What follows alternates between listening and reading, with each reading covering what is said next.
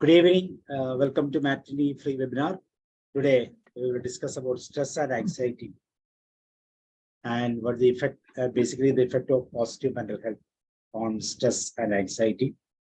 We have two speakers, MATHIS and PERELSTEIN, both from USA, and they are part of EQ4PEACE for the last 35 years. They're doing what they are branding EQ4PEACE all over the world, especially in India also. And MATHIS is an educator, he is a teacher, and I hope he's a teacher of Mr. Matt also.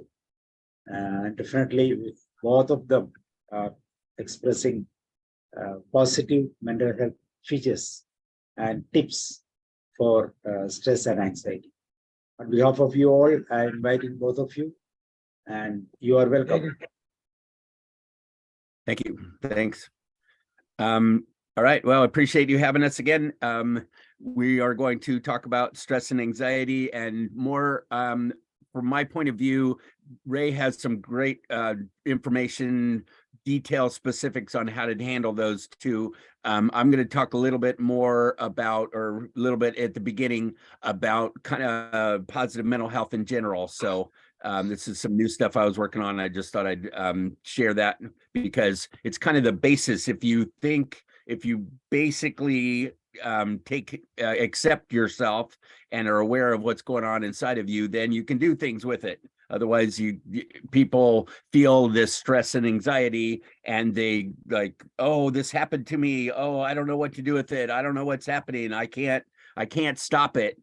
And that's awful. That's an awful feeling. So I want you to at least know that you're in charge of you, and then Ray will tell you more specifically how to adjust your thinking and feeling to feel better and to reduce your stress and anxiety. So let me start with some of the generalizations, if I could, or some of the more about positive mental health here. I'm going to go ahead and share my screen.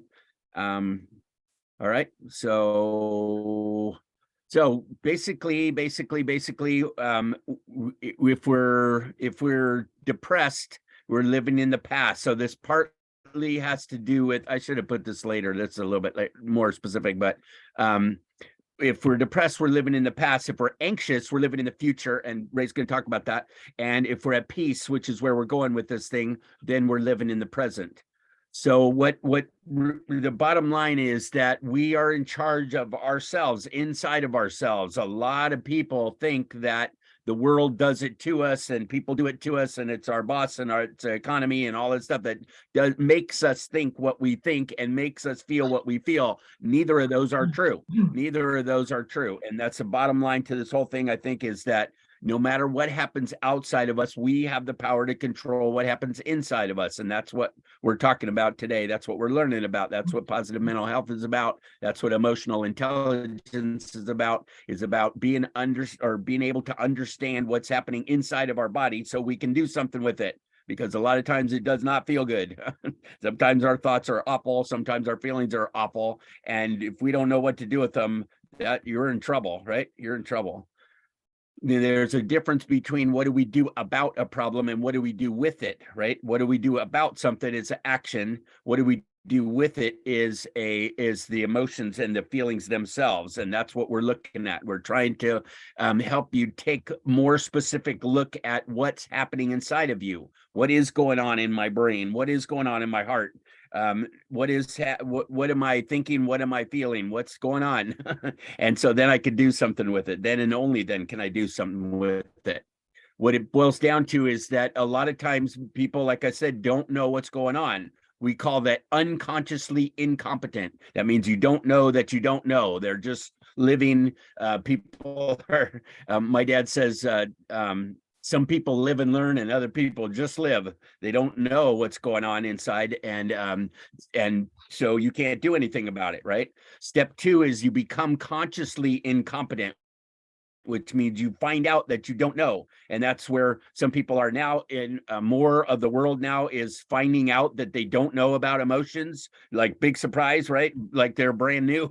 I mean, I think people have had emotions for a while now, like a couple thousands of years. And but we don't talk about them. We don't understand them. We don't know anything much about them until just recently. And so we're becoming consciously incompetent. We're finding out that we don't know. So what we're doing now is trying to develop how to do it better, how to do positive mental health, how to make work this stuff that's inside of us. So we call it becoming consciously competent. It's step 3. You find out that you don't know, and then you find out how to know, how to do it better, how to be more successful, how to make yourself think and feel better. You can do that yourself. And then eventually you can become unconsciously competent, which means that it becomes a habit, and it becomes your natural kind of default state where you think right away the better thoughts, better feelings, without having to put a bunch of effort into it and being real conscious of it. You just do it as a habit. And that's I'm hoping to get there in some cases. We call it emotional mastery, and it takes some effort, it takes some time, it takes some practice, but it can be done, and it's well worth the journey. Well worth it, in my opinion. So we're talking about, well, let me go to the next one first. No, I guess so. So let's talk about transforming negatives into positives. Transforming negatives into positives, right? This is positive mental health. So the first thing is we got to be aware. First thing, we got to be aware first, or we can't do anything if we're not aware.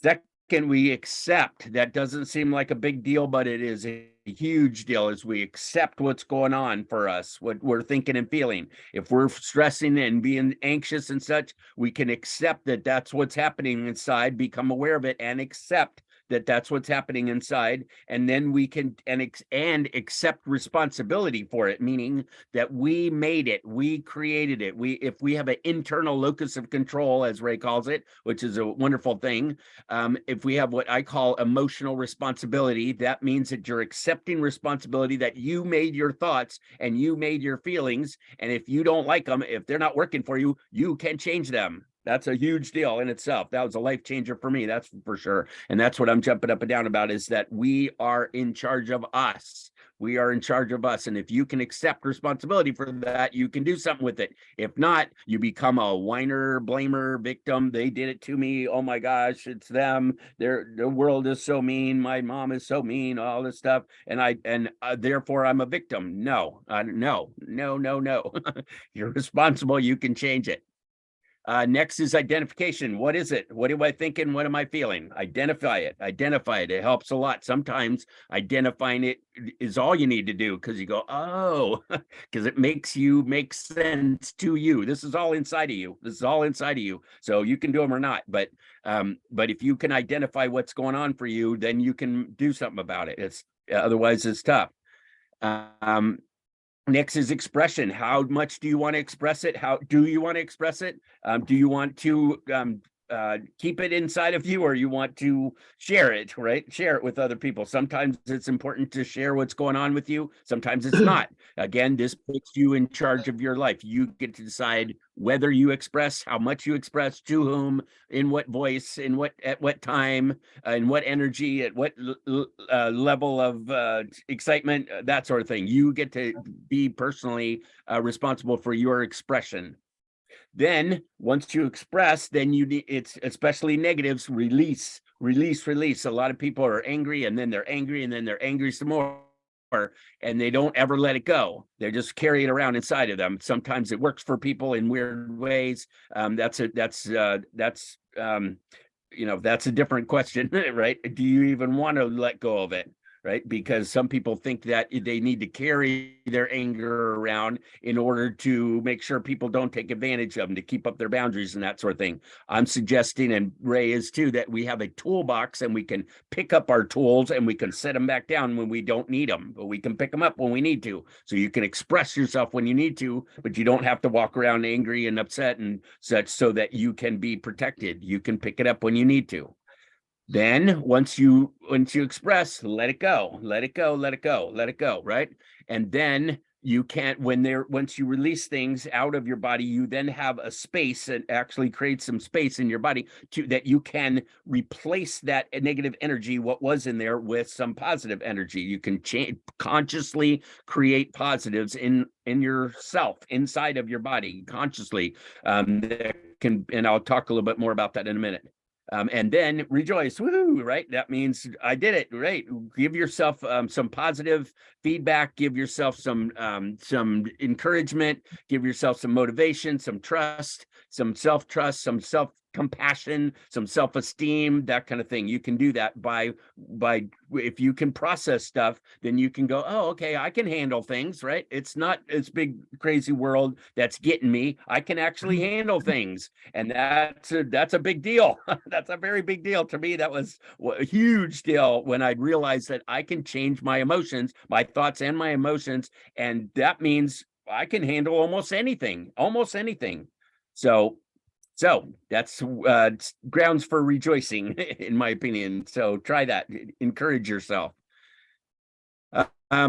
Okay, so we're talking, let's go more specifically, deal with your thoughts and your feelings. First is awareness. All right? Make them conscious when you're thinking and feeling stuff. And this has to do with stress and anxiety or any other negative feelings. We make them conscious first. We got to be aware of them first. Sometimes write them down, maybe. But what's going on inside of you? This stuff whips around, and sometimes it's kind of unconscious and real quiet. If we make them conscious, we bring them up to our conscious. Like this morning, I messed up something yesterday pretty badly at work, and I felt I handled it yesterday, but and it's still not fixed yet. But this morning I woke up going, damn, really, I've messed up. Wow.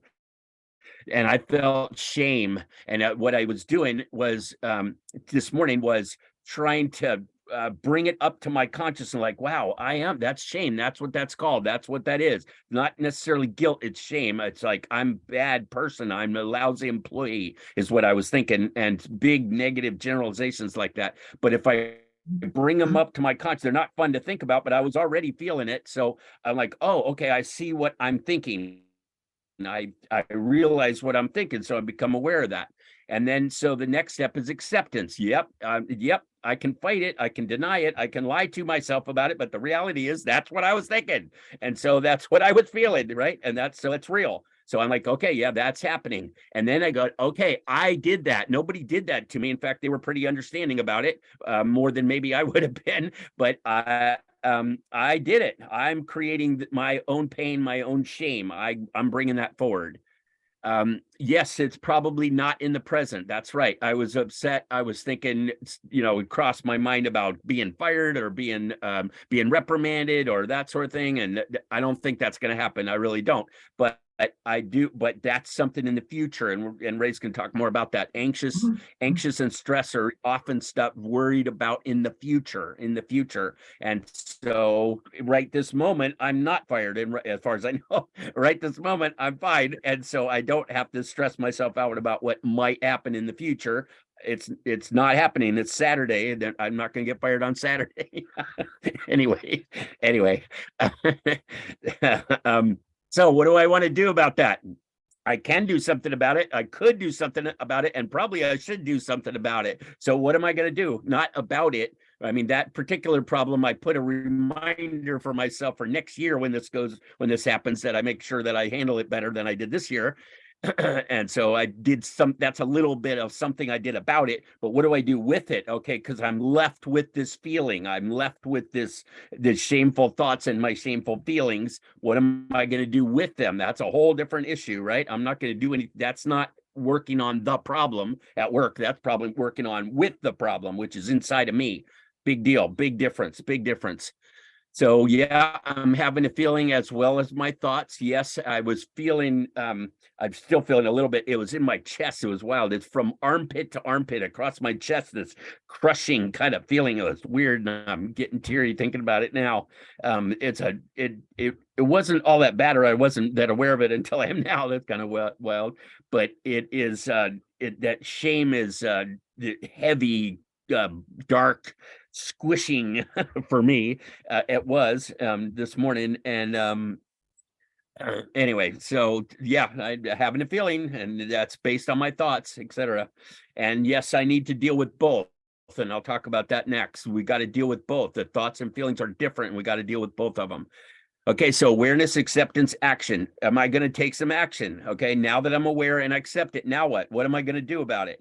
What I decided to do was get up from the computer and go somewhere else and sit down and meditate for a few minutes. And I have a little meditation thing on my phone, and I kicked it on and to start it. And I go, okay, this is what I'm going to do. I'm going to meditate for a few minutes and try and let this thing go, which I thought was a good idea.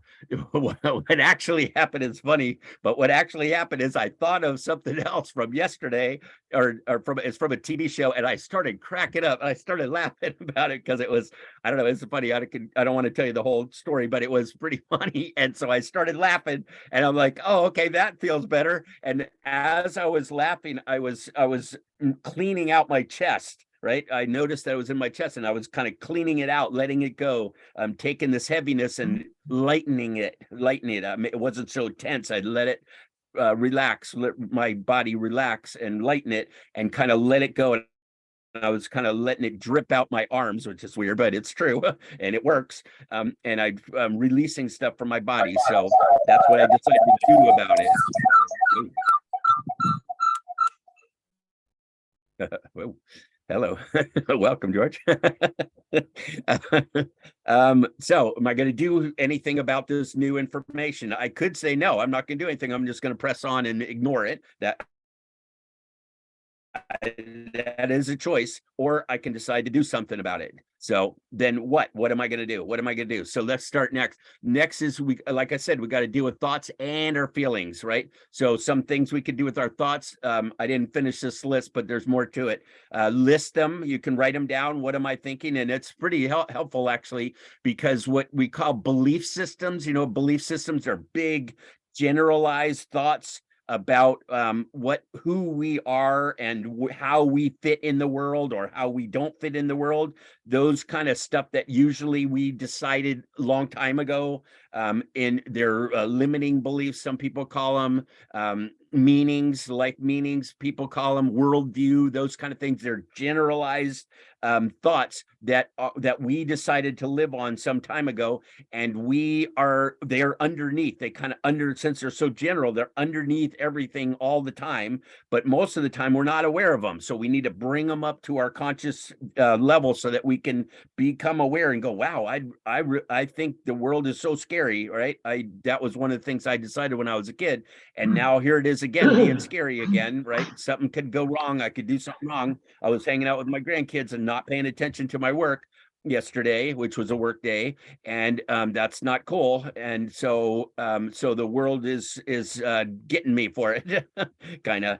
And so I could think that those are big generalizations. I could think that, but first I got to bring that to my consciousness and know that I'm thinking that, and then go, nah. Then I can refute it, or I can do something different. I can evaluate it, right? I can go to the next step. I can evaluate. Do I want to think that? Do I agree? Do I even agree with that now? That's something I decided when I was like 5. Do I even agree with that now? I'm like, no, I don't actually, kind of, but not exactly. Different. And then modify it. So make it less general, more specific, right? Something about work that happened yesterday, I wasn't paying attention. So this thing didn't go well. My bad, right? So that's very specific. I can fix that. I can do something different about that. If I just think the world is a horrible place, what am I going to do with that? What do you do with that? Right? It's huge. What do I do with I'm no good. I don't fit in, stuff like that. It's too big. It's too big. I may not have fit in with this person at this time and it didn't go well. Okay, I can deal with that. But I don't fit in general. No, that's too big. So if I try to make it more specific, it's much more helpful. Less future, more present. All right, right this minute. Am I fired? No, not that I'm aware of. Am I okay? Yes, as far as I know, things are all right. I'm here. I'm safe. I'm warm. I'm okay. So I'm okay in the present. I don't have to stress about the future right this moment. I'm fine. Worst case scenario, this is one thing my wife does really well, is try to figure out, okay, so what's the worst case? What if I do get fired? Or what if this bad things happen? How am I going to avoid that? What am I going to do in the present to avoid a future possible negative, big negative, right? So we can work on that, determine what's the worst case and make sure that doesn't happen, plan to avoid that. And then make some decisions and then do something about it. Do something about those thoughts.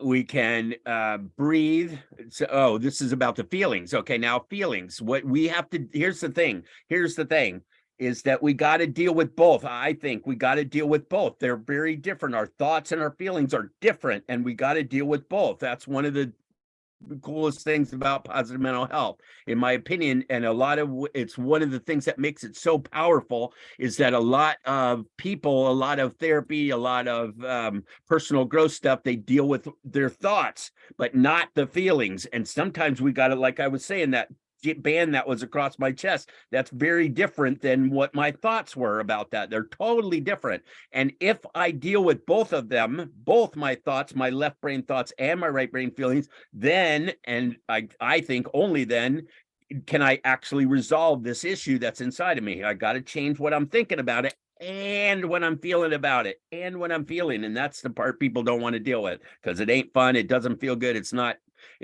comfortable. It's not fun. It doesn't feel good. So okay, so I can deal with them. But if I deal with them, then I can make myself feel better. And a lot of people with anxiety and stress are thinking, I can't deal with it. It's too big. Oh my gosh. It's, my feelings are out of control. I can't deal with them. There's some mystery thing that I don't know where they came from and I don't know what to do with them. It's a basic thought, and that's a terrible way to live.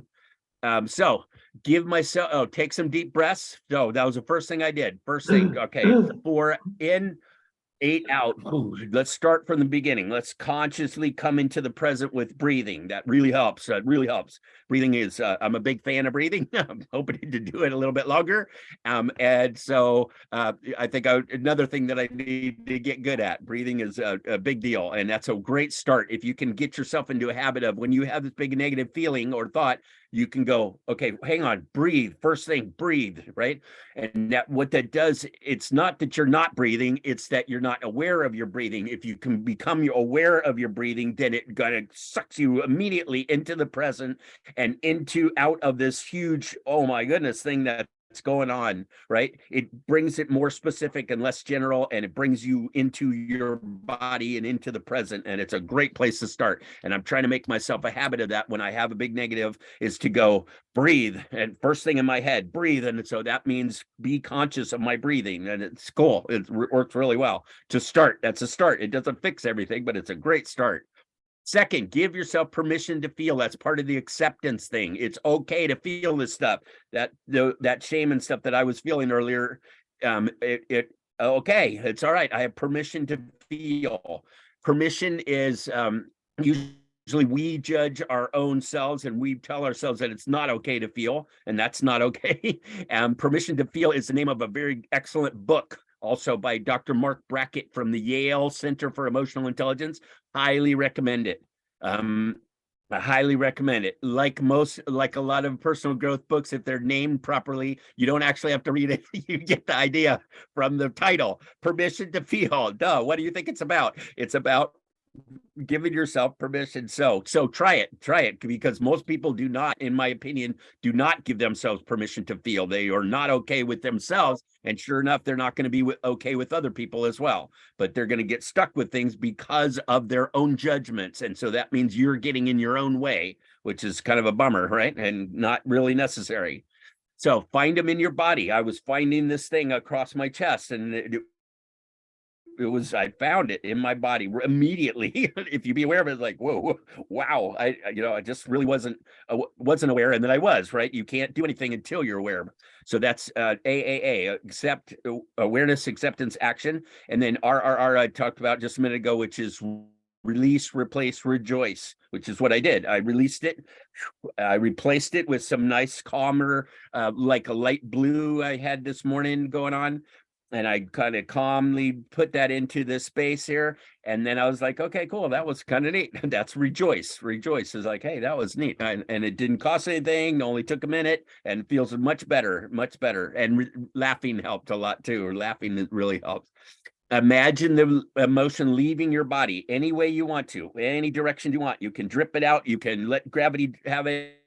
You can turn it into butterflies. You can turn it into snowflakes. You can make it bigger. You can make it smaller, whatever works for you. It's your imagination. It seems like it's some airy fairy thing, but it actually works. It actually works. It's pretty wild. So if you can find the feeling in your body and then figure out what is it, what does it look like, what does it feel like, what kind of is it hard or soft, or where does it go, or what's going on with it, what color is it, all kinds of stuff you can do and imagine it, and it becomes real. Wow, try it. It seems bizarre. And then once you go, becoming aware and accepting how it is, then you can do something with it. You can make it smaller or bigger. Like I said, you can rip it out, you can drop it out, you can pull it out, you can ask someone else to do it, you can spit it out, you can do whatever you want, you yell it out, cry it out, whatever you need to do. Not whatever, but imagine something that you can do to let go of that, because that also puts you in control. That puts you in control, which is a wonderful thing, knowing that you're in charge of you. Notice the space that's left. I was noticing that there was a big area there, and then I fill that up with something positive, a feeling, a color, a sound, some kind of energy, to fill up that space again. And I felt so much better, so much better. It's really neat. It only took a couple minutes, and it didn't cost me anything, that kind of thing. And I got to write down what I did. So I'm doing research on me.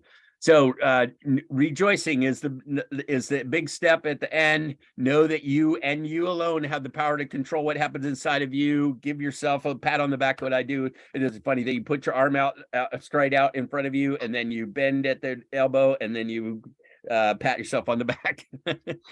Congrats. Phew is phew. I didn't want to carry that around. Carry my head up and shoulder on. We can move on from here. So all right. There's some more stuff, but I'm going to go ahead and switch over to Ray here for real quick. So talk to us, Ray. Stop sharing. Okay. Let me share my screen here. All right. Okay, sure. And slideshow from beginning. There you go. Okay, so talk about stress prevention. I always think of a phrase from Ben Franklin: an ounce of prevention is worth a pound of cure. And a cure in this case would be management. So I like to talk about stress prevention. Start with some real basics. Emotion is energy to move, and it's to help us deal with threats, to help us get what we want and need, and it motivates us to act, or sometimes to freeze. Now, I like to use what I call a think, feel, do thermostat model. It's a picture's worth 1,000 words. That's an old saying too. And most people are visual learners, and it's a great visual to see what your cognitive, emotional, behavioral options are. It helps you see where you are at any given moment, emotionally and behaviorally. It helps you see the cognitive reasons you're there. It helps you see where you might want to be instead, emotionally and behaviorally, and what it'll take to get there cognitively, how you're going to have to change the way you think. Now, I got the idea from thermostats, actually from staying in cheap hotels when I travel. There are ways we can measure the energy in the air or heat in the air with degrees Fahrenheit or Celsius. But we also have subjective terms we use like hot, warm, cool, and then we can qualify those by saying it's sort of hot or really hot or sort of cool or really cool.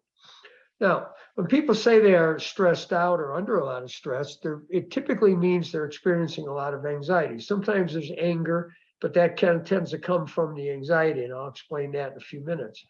Now, so we can create this field thermostat for anxiety, and the three basic levels are calm, concern, and anxiety. And anxiety and concern are quantitatively and qualitatively different, and because they have different cognitive origins, and I'll say more about that later. Now, then we always look at the frequency, intensity, and duration of emotion. And when we're analyzing, we're studying them, and we can range from a low to a high frequency, intensity, and duration of any one of these emotions. Now, as the perceived threat goes up or increases, so does the energy to move that we generate in response. And we're hardwired to do that. That's automatic. Okay, there's not much you can do about that. The important place where you can play a role is whether you perceive something as a threat and to what degree you do. And that's where people make a lot of mistakes. Now, the greater the perceived threat, the more energy to move you generate. For example, anxiety instead of concern, and the more reactive you become and less response able you become. I like to hyphenate this word responsible because it means able to respond to life in the best possible way. Excuse me. Excuse me. And responsibility means your ability to respond in the best possible way. Now, so anxiety will trigger the flight or freeze part of the fight, flight, or freeze response. A threat will, a moderate threat will trigger concern, and you have some energy to move, but you're still relatively free to respond. And of course, if there's no threat, there's no reason to have any energy to move, so you probably wouldn't do anything. Now, and what I mentioned earlier, the anxiety can morph into anger, and flight or freeze can morph into fight. And that's why sometimes when people are stressed out, excuse me, I should have talked more before I started. Sometimes they end up really angry, but it starts out as anxiety and fight or flight. Now, there's a formula I use for the way life really unfolds. Event plus thoughts equals feelings. And your feelings, your behavior often follows your emotions toward your life events. Now that comes from a formula from active parenting, where the man who runs it uses event, think, feel, do. And that in turn comes from Dr. Albert Ellis's ABC theory of emotions, boy, where you have an activating event, then you have your beliefs about that. Those give you the consequences, which is what you feel and do as a consequence of what you believe about the event, yourself, others, and life. Now, events can be real, they can be remembered or imagined, which is really the case with anxiety. It can be external or internal. You can have a pain inside your belly, or somebody could say or do something to you. Now, anxiety we call a figment of imagination. And the reason, it's an emotional response to things that could happen, but haven't happened yet, and often never do. A lot of us worry about a lot of things that never come to pass. And the formula for it is you take an imagined event, and then you tell yourself if that happens, it'll be awful. Because if you said, so what? If it happens, it happens. It's not that big a deal. You wouldn't have anxiety, maybe some concern, but not anxiety. And if we can identify a formula like this, it shows us where we can target this to disrupt it. And first you imagine something bad happening, and then you tell yourself it'll be awful if that did happen. Now, I forgot to put one slide in here, and I just want to mention it. There's a simple technique called staying in the now, where you basically say to yourself, that might happen, but it hasn't happened yet. And if it does, I'll deal with it, just like other people do, just like I have other things in the past.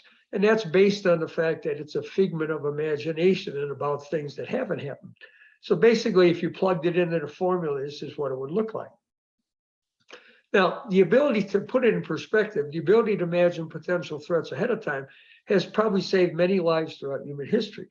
It's allowed the human species to survive and thrive. But people also sometimes do it too much, and that's what we call an anxiety disorder. They generate a greater frequency, intensity, or duration of anxiety than is necessarily helpful. And another way to describe it, well, I have allergies, and I spent too much time with my dog yesterday. Another way to describe it is someone spends too much time in their imagination, too much time in the future tense. Matt had that good quote before. Depression comes from living in the past, and anxiety from living in the future. Excuse me. Didn't expect this morning. How anxiety can impair performance, which could end up being a self-fulfilling prophecy. You have anxiety, you impair your performance, and things don't turn out the way you imagine they would. So you freeze, that's one way. And the other thing, you have such an overwhelming urge to flee that you can't concentrate on the task at hand or function at the level you're capable of, because you have this urge to want to get away from what's happening. Now, there's stress management. I looked it up online, tried to get a couple different sources. And these are some of the things. This is from a group called American Association of Retired People. and how to cope with anxiety, which they recognize that it's stress is anxiety. And you fuel up with the right foods, be mindful, stay active, especially outdoors, set a power down routine. And they went into detail to explain each one of these. The Mayo Clinic, which is a real well clinic, like a respected clinic in the United States and perhaps throughout the world, I guess, these are some of the things they listed. And all these things can be very helpful. There was another source that I should have gotten listed the source, but they said recognize when you're stressed, do deep breathing like Matt was talking about, exercise, count to 10 or 100 if need be, make sure you have plenty of good nutrition and plenty of rest. Now, the important point though is Dr. Ellis used to make a distinction between getting better and versus temporarily feeling better. There are many ways to temporarily feel better, get rid of anxiety and deal with stress. Some are healthy, like exercise, yoga, meditation. Others are not, like smoking, drinking, using drugs, overeating, compulsive shopping, which a lot of people in the United States do. Here's the thing about the ways to temporarily feel better. They give us most of them give us a temporary break, time out, or vacation from the real or imagined events in our lives. And some deplete the energy to move that is built up, like exercise. And by focusing on something else, like in meditation, someone temporarily shuts off the thoughts that cause the feeling. But once a person stops engaging in the activity or sobers up, the events in their lives are typically still waiting for them, if only in their minds. Okay, the thoughts they have about those events, because they're well practiced, rehearsed, and rutted in their brain, they tend to come back, and then the feeling can build right back up again. So, and talk about ruts. Whenever you practice thoughts, feelings, or behaviors, you create ruts in your brain, what I call ruts. And imagined events and the thoughts about them that produce anxiety are usually well practiced and rehearsed. People ruminate, think about the same things many, many times over. And it's human nature to replace such imagined events and thoughts because they represent potential threats. And your brain's all about preventing and protecting you from threats. These ruts are easy to slip into and hard to stay out of or get out of, just like real ruts on a dirt road. And ruts make thoughts, feelings, and automatic, and that's why they tend to come back so easily. And once you create these ruts, the problem is you never get rid of them. You can only create new ones by practicing thinking, saying, and doing things in a different way. And even after you create new ruts, you'll always be able to slip back into those old ruts, and people do. I do. With all the training and practice I've done, I still sometimes get angry, still sometimes get stressed out. Okay, now the many ways to temporarily feel better are analogous to what we call OTC or over-the-counter medications for the symptoms of a common cold or flu. Now, what they do, as long as the medication is in your blood or tissue at a therapeutic level, they get relief from the symptoms. But once those levels drop, the symptoms typically return. And the reason is because the medications did nothing about the cause of the symptoms, which is a virus in the bloodstream or tissues. Now, getting better means permanently reducing the frequency, intensity, and duration of troublesome emotions like anxiety or anger or depression. The only way to get better is to change the way you think. Now, the many ways to temporarily feel better might do that, like meditation might do that, but typically they do little or nothing to address the real cause of someone's feelings, which is what they think. Now, the ultimate problem is people too often imagine threats or manufacture threats where they don't need or need not exist, or they magnify ones that do out of proportion to reality. And that's what I'm going to try to demonstrate here today. The work of Dr. Albert Ellis does a real great job, I believe, of doing that for any emotion. And the more importantly, how he teaches you how to stop doing that. Now, so there's three basic ways you can look at anything. You could not care about it. You could sort of not care about it or really not care about it. You could want, prefer, desire it, or you could really want it or just sort of want it. And then you could think you need it.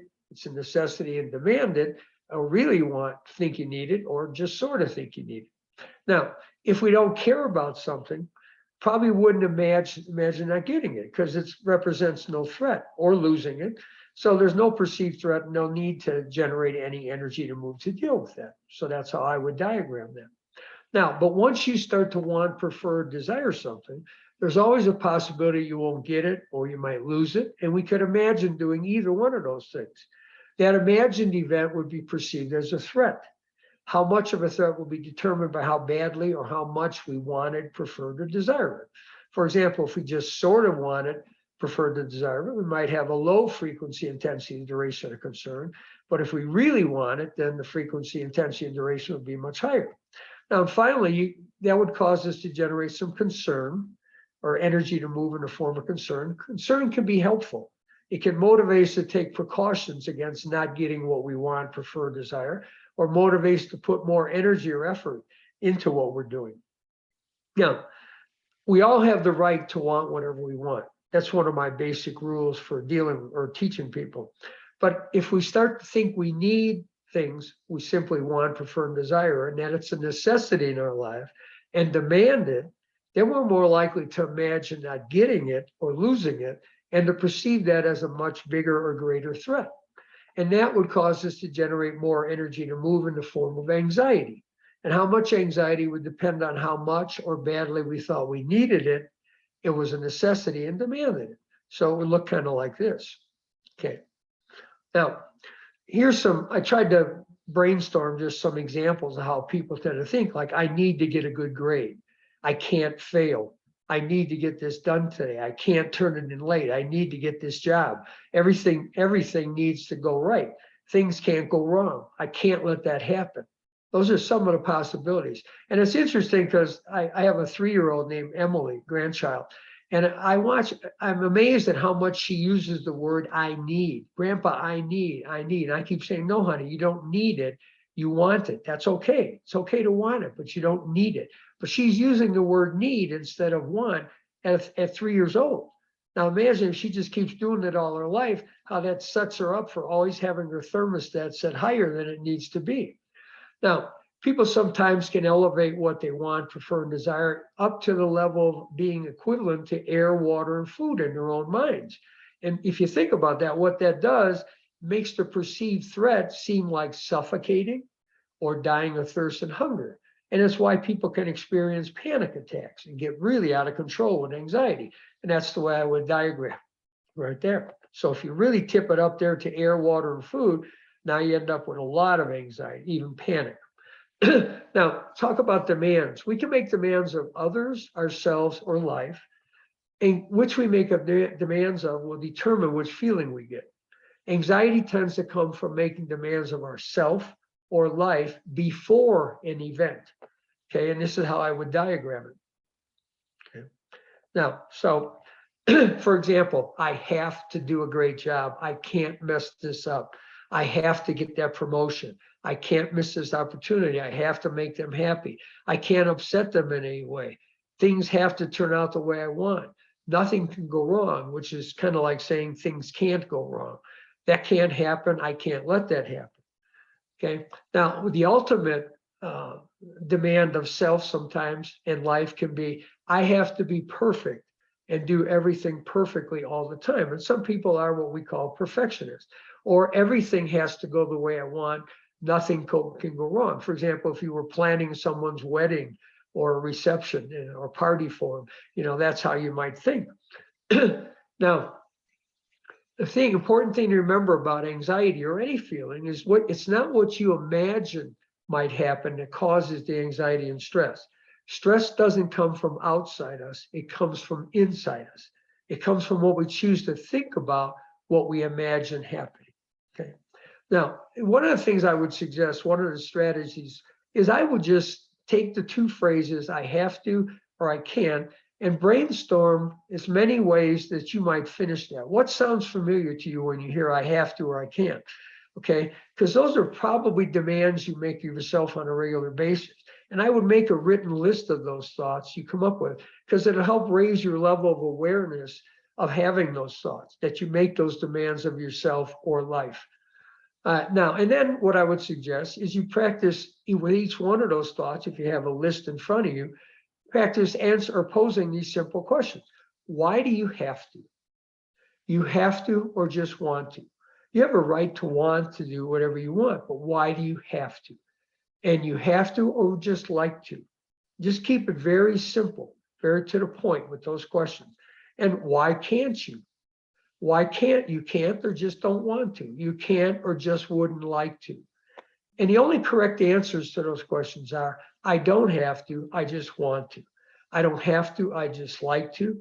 And really, I don't have to do anything. My grandfather used to always say, you don't have to do anything except die and pay taxes. And he's only half right, because a lot of people don't pay taxes. I can, I just don't want to. I can, I just wouldn't like to. I can do whatever I want or whatever I put my mind to. And that's an important thing. For example, with my grandkids, I'm always trying to tell them, you can do whatever you put your mind to. That's a good attitude for them to go through the rest of their life with. Now, and this, what we're trying to do basically is turn your think thermostat down a notch. We don't want you to get to the point where you don't care. We just want you to come down a notch, because then you'll have concern instead of anxiety. Now, the formula of anxiety, as I said before, is an imagined event plus awfulizing equals anxiety. So we want to target, the other way we can approach this is to target that second step, which is awfulizing, because it all tends to stem from setting your thermostat initially at need, necessity, and demand. That makes it more likely that it would be awful. Because if you were suffocating or dying of thirst or hunger, that would be awful. And you couldn't stand it because you'd die eventually in either day or minutes, days, or weeks. So those stem from setting your thermostat originally at need, to, necessity, and demand. So what do we do about those? Well, why would it be so awful? Would it be awful or just unpleasant? A lot of things in life are unpleasant, but they're not the worst possible thing that could be happening. My grandfather used to always say, it could always be a lot worse. Right now, I got some things I don't like that's happening, but my wife is in Tennessee attending her brother's funeral, who died of cancer in a very horrid way. It could always be a lot worse. We could be him. Now, would it be awful or just inconvenient? Would it be awful or just uncomfortable? And the answers are, it wouldn't be awful. Okay, it wouldn't. Now, you can decide however you want to look at it. You want to look at it as awful, that's fine. You want to set your thermostat there, but there's predictable emotional and behavioral consequences for doing that. But hopefully you'd realize it wouldn't be, it'd just be unpleasant or uncomfortable or inconvenient. Now, and as far as telling yourself you can't stand something, why couldn't you stand it? You couldn't stand it or just wouldn't like it. And hopefully you realize, yeah, I could stand it. I'm not going to die or go crazy. It's not the worst possible thing that could happen. I could stand it. I just wouldn't like it. Now, then you could also come up with a list of coping statements to address the awfulizing. For example, it wouldn't be the end of the world. Worse things have happened. Wouldn't be that big a deal. I've survived worse. If others can take it, so can I. It wouldn't be the first time. It won't be the last. And whatever happens, happens. Okay, and you can even make a coping card. Take a little index card, 3x5 index card, write 4 or 5 statements on there and carry it around with you. Pull it out every time you start to feel anxious. Now, with practice and rehearsal, posing these questions will become automatic and act in a similar way to what I call grammar check on a computer. I liken it to that, and will prevent needless anxiety. And the coping statements become your go-to thoughts. And what Matt talked about, unconsciously competent, where you start out unconsciously incompetent. Eventually, by practice and rehearsal, you become consciously competent. You're practicing this, but eventually it becomes so automatic that you have new ruts that now you're unconsciously competent. Okay? Now, remember about ruts. By practicing thinking and saying, I have to or I can, many times in the past, you will have created some ruts in your brain. Those ruts will make generating have to and can thoughts automatic. And once you've created those ruts, you'll never get rid of them. Sometimes I'll say, I have to, or you have to, or I can't. Okay, but you can only make new ruts for posing the questions and answers and hope they compete with your old ruts for use. But you will probably slip back into the old have to and can't ruts. So you want to practice these questions as much as you can and coping statements, because that'll help you get out of those ruts much quicker. It's kind of like driving down an old way you used to go to work. Somewhere there's a new way to go to work and you took the old way kind of unconsciously. And then you catch yourself and turn around and go back the other way. Now, if we make demands of ourselves before a life event and generate anxiety, we're more likely to should on ourselves after the event, or make demands of ourselves after the event and generate shame or guilt. And this is kind of how I would diagram it. Okay, you have to before, and that causes anxiety. And then after the event, especially if you don't do as well as you expected or wanted, then you're more likely to should on yourself instead of simply saying, I wish I had, or I wish I hadn't, which you might cause regret or remorse. Instead, you'll have shame or guilt. Now, shame and guilt come from believing you haven't lived up to expectations in some way, like Matt did, either your own or others. Now, if you believe you haven't lived up to expectations in the past, it's easier to imagine you won't again in the future and generate anxiety needlessly. Okay, and kids do this all the time. That's why they start to dislike school so much, because somebody tells them you haven't lived up to expectations. So now the next time around, it gets scarier. And if you should on yourself after a life event, you may start to believe you have to even more the next time around. So this is how I would diagram that.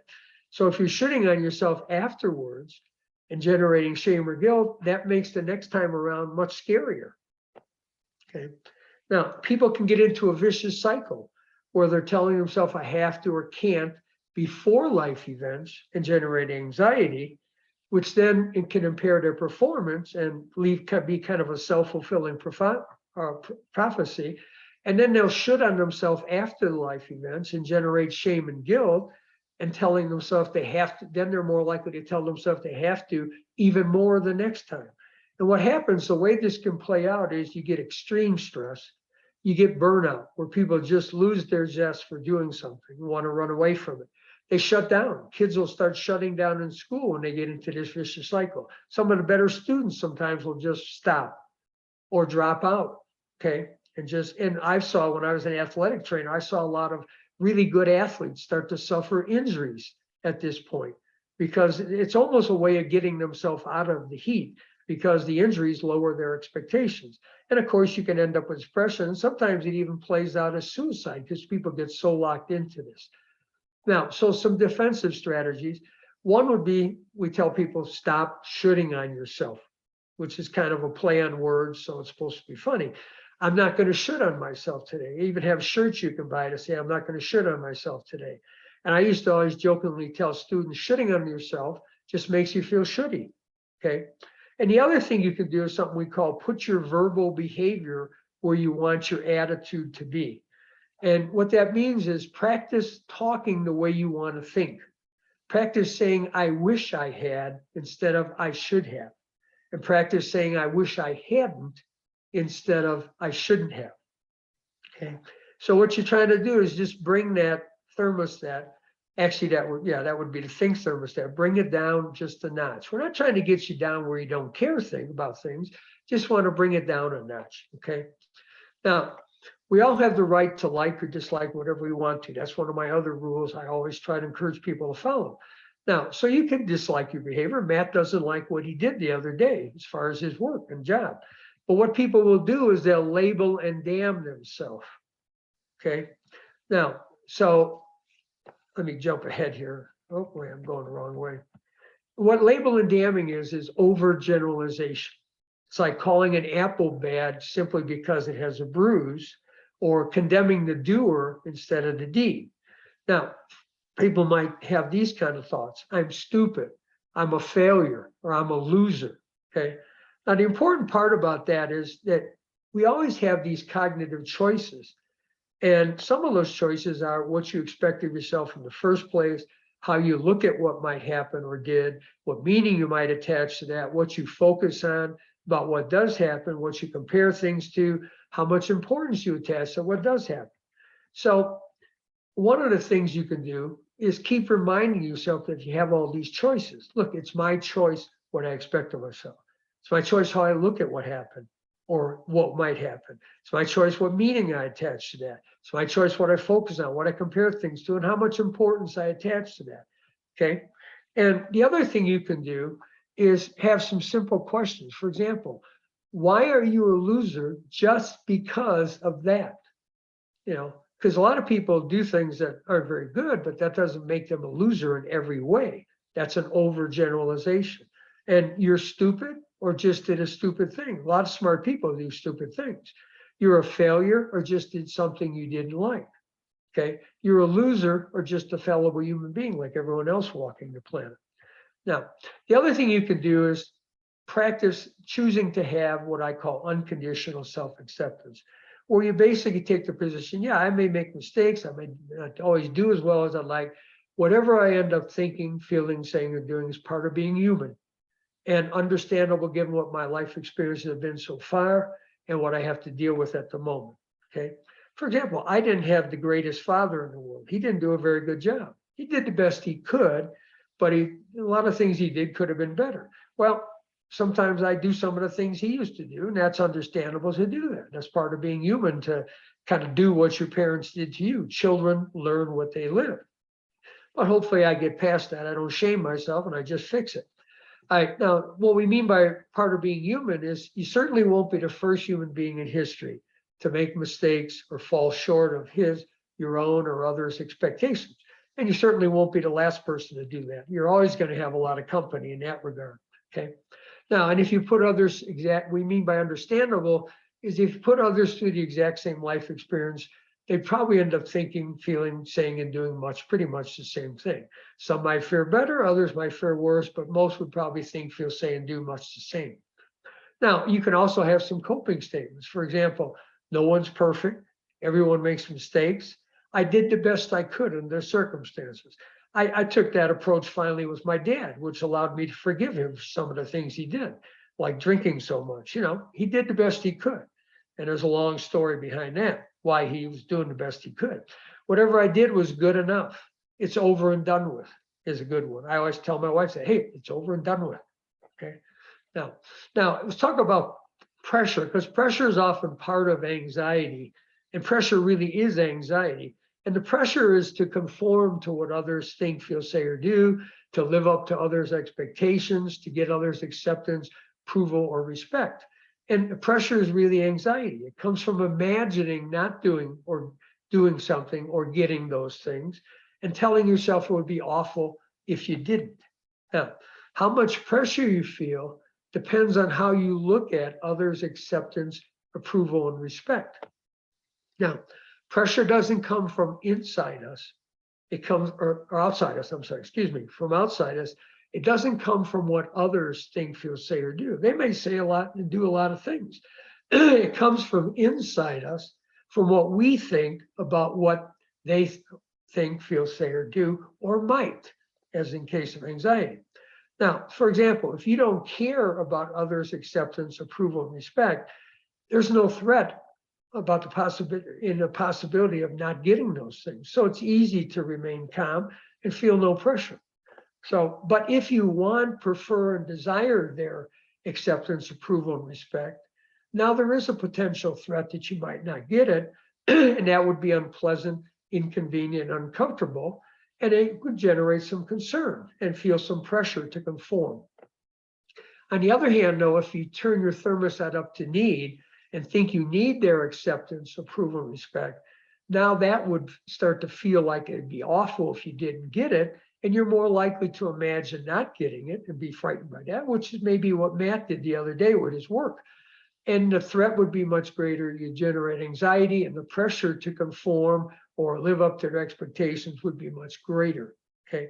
So the way we deal with that is to challenge this whole idea about, do you need it? Do you need their other people's acceptance, approval, or respect, or just want it? I know I've lived my entire life without the acceptance, approval, and respect of a lot of people I'd like to have it from.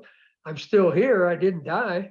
So you need air, water, and food. You'll die in minutes, days, or weeks without them. Do you need others' acceptance, approval, and respect like you need air, water, and food? Are you going to die if you don't get those? Because I know you'll die if you don't get air, water, and food. But are you going to die if you don't get other people's acceptance, approval, or respect? So do you need them, or would they just be nice things to have? Okay.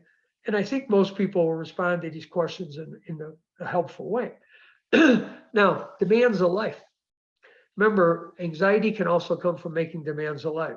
So it's important, I think, as far as demands of life, to recognize and remind yourself what you do and don't control. What others think, feel, say, and do often impacts what happens. Okay. Because you're not often alone in all these situations. And you can't and don't control what others think, feel, say, and do. And I think it's important to remind yourself that. The only person I control is me. Other people can say, think, feel, say, and do whatever they want to. They don't have to think, feel, say, and do what I want them to. They can think, feel, say, and do whatever they want to. Okay.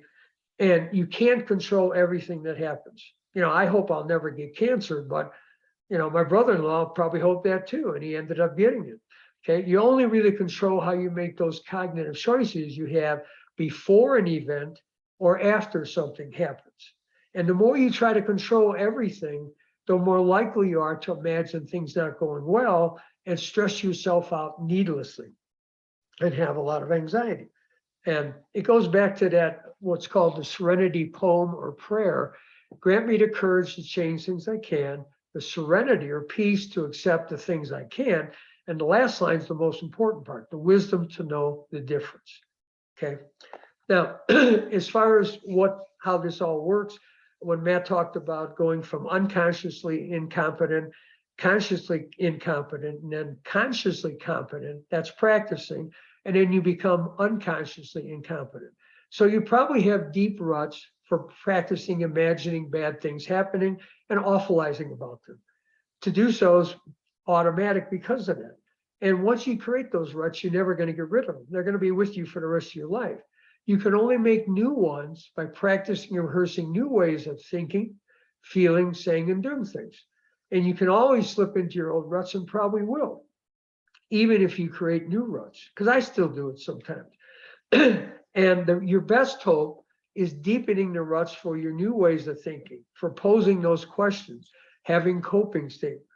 And then hopefully you do that by practice and rehearsal till you become unconsciously competent. And hopefully that's your best assurance of staying out of ruts or getting out of them quickly if you slip into them, which you will. Okay. And that's pretty much it, I think. Yep. Okay, I'll stop sharing here. I can figure out where my cursor is. Okay, I'm all done. Thank you very much. It's a very good explanation about anxiety, basically stress and anxiety, and moreover, what is the definition of anxiety is something happens, or the state of mind happens before life event happens. And definitely we have three different type of options like AAA, similarly triple R, and one more triple P, practice for attaining better ways of what is being called as anxiety prevention. And so many effects that's ruts, similarly labeling, then cognitive choices, pressure as a tactics. So many things to become under anxiety prevention. And thank you very much, both of you, for explaining what is exactly anxiety and the stress and how it is prevented. Both ways. Thank you very much. Wonderful presentation on this. Thank you. PPT already the group is sharing the download. Then who is explaining about anybody else? Abdul Rahim sir, are you here?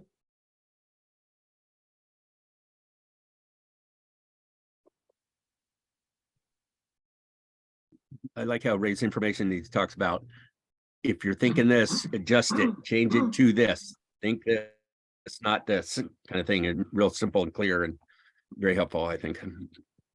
It goes back to the idea, a very basic notion that every thought you have is your personal theory or hypothesis about the way life is, or you are, or other people are, or it should be.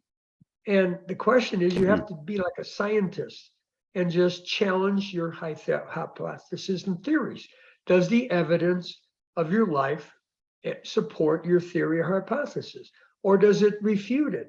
And does it suggest a better alternative hypothesis or theory?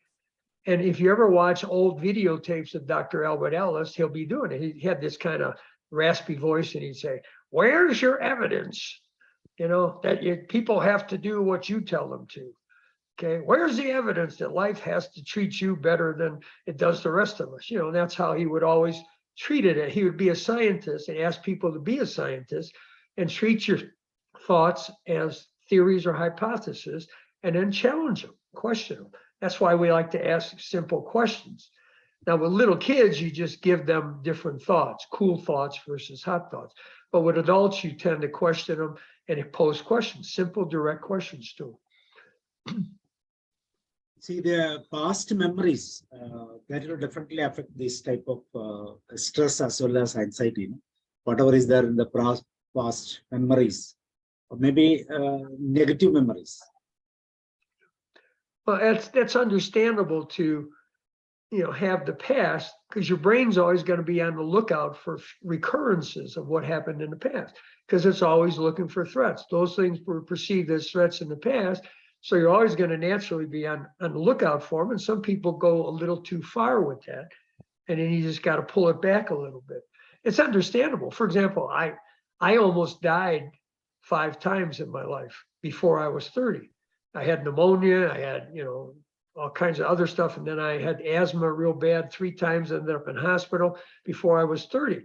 Well, it was understandable that I was really anxious about death and dying after those experiences, because I've been there. So it's easier to go there again. Other people go through their life, never have any, near-death experiences. And so they're not even thinking about it sometimes up till the day they die. So it's understandable. The trick is you got to get a handle on that, though. Otherwise, it wrecks your present and wrecks your future, because it's called an overreaction is an age regression. So very often it's because something in the present is reminding you of something that happened in the past. And we all have a past, so that could be a problem for just about anybody, especially if you have a traumatic past. And you've got that stuff rutted in your brain. You probably went over those events many times in your mind and the thoughts that went with them. So it's very automatic to plug into that. So that means that you actually did have evidence. So if he said, "Where's your evidence?" You'd say, "Because I almost died 5 times. That's a big deal. Yeah. I have evidence. Yeah. So now what?" So it is understandable that I worry about that more than other people. But how's that working for me to do that? I want to have a nice life. How's that working for me to spend my time worrying about something that happened, 25, 30 years ago and reckon the time I have left? I mean, how's that working for me? It's not working. Those are called functional disputes. Or how's that working for you? Is it functioning well or not? And part of subconscious mind, or the function of subconscious mind, also to be corrected, isn't it? Subconscious mind is a major role in anxiety part. Well, I always think of, you ever seen a picture of a iceberg? Yes. An iceberg, they always say 90% of the iceberg is below the surface. Yes. Well, it's kind of like that with the human mind. The stuff you actually think or say out loud is probably about 10%, probably even less, of all the stuff that goes through your mind, the things you think, because your brain is just constantly going. The trick is you got to bring some of that up closer to the surface. And there are models like Dr. Albert Ellis's to help you bring those things closer to the surface and become more consciously aware of those. And then that allows you to become consciously competent. And then eventually with practice, you become consciously unconsciously competent. Got to get those. So yeah, I always said behavior is just the tip of the iceberg. Because teachers, for example, always just go right at the behavior. And you can make a lot of mistakes with kids if you just go at the behavior. And that's why we have these school shootings. Every time we have one of these school shootings, it's always because somebody mistreated some kid while they were in school, either other kids or a teacher. And I keep thinking to myself, when are you people going to learn? If I got some kid who's trouble in my classroom, I'm going to be as nice as heck to him. And for no other reason, if he comes back with a gun, maybe he'll leave me alone and I'll be able to do something with him. But yet they just focus on the behavior. So I'm always trying to identify what's below the surface with that kid. And that'll tell me what I could do possibly and give me some idea of a better way to deal with him, to help him raise his stuff up and become more aware of it and do something with it for himself. So I always think of that, the behavior is just the tip of the iceberg. Yes. Okay, thank you very much. So it's well needed for anxiety as well as stress prevention and management. So thank you once again. Thank you very much for having a class like this. Thank you. And next week also we will see the same way. So during this time, evening time, 7 o'clock, IPL, in the cricket league is there, is 7 o'clock. So it is just started only, cricket league, IPL, Indian cricket league. So there is some participants will be less. They are moving for cricket viewing. That's why. Anyway, see you next time. Thank you very much and have a good day with you, both of you. Thank you once Thank again. you. Thank you for having us. Thanks, Ray. Yep. See you next Saturday. Yep. Bye-bye. Bye.